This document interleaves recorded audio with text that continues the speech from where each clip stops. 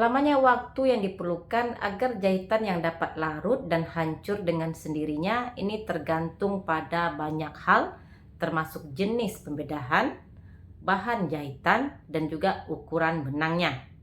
Penasaran dengan topik saya kali ini? Mari kita mulai.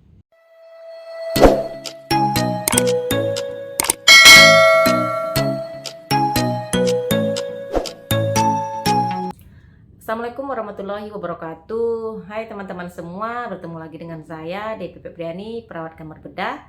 Topik pembahasan saya kali ini adalah mengenai berapa lama jahitan yang dapat diserap bisa larut oleh tubuh.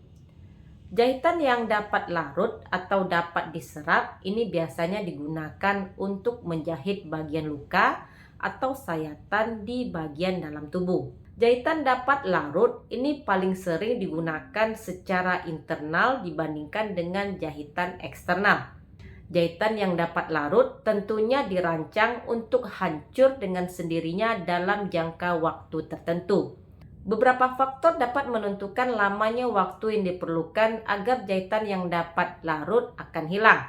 Ini termasuk prosedur pembedahan yang dilakukan atau jenis luka operasi dan juga jenis sayatan yang digunakan untuk menutup luka sayatan, juga jenis bahan jahitan dan juga ukuran jahitan yang digunakan. Jangka waktu benang dapat larut ini dapat berkisar antara 1 hingga 2 minggu atau bahkan beberapa bulan. Lamanya waktu benang dapat diserap ini juga tergantung dari jenis benangnya. Benang jenis polidiaksanon ini berkisar antara 90 hari hingga 210 hari.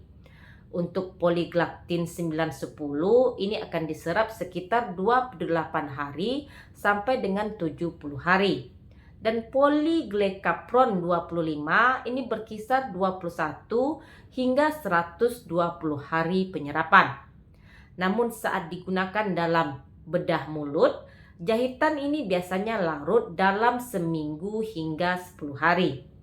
Sementara untuk operasi sesar atau pergantian pinggul ini membutuhkan waktu sekitar 6 minggu untuk dapat larut. Namun bukan hal yang aneh jika jahitan yang dapat diserap ini menyembul dari bawah kulit sebelum benar-benar larut.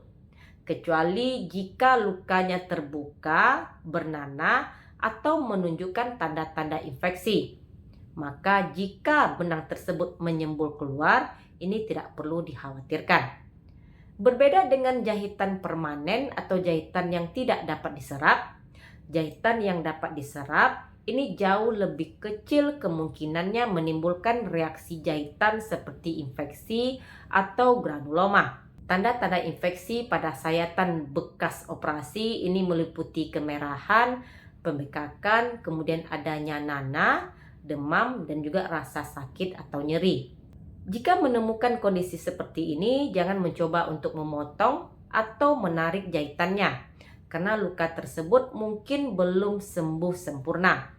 Jadi penting sekali untuk menanyakan kepada petugas sebelum keluar dari rumah sakit, berapa lama jahitan yang dapat diserap untuk diserap oleh tubuh, karena jika sudah melebihi dari waktu yang ditentukan dan ternyata benangnya tetap ada, mungkin kamu bisa menghubungi petugas medis atau mengguntingnya sendiri sesuai dengan instruksi.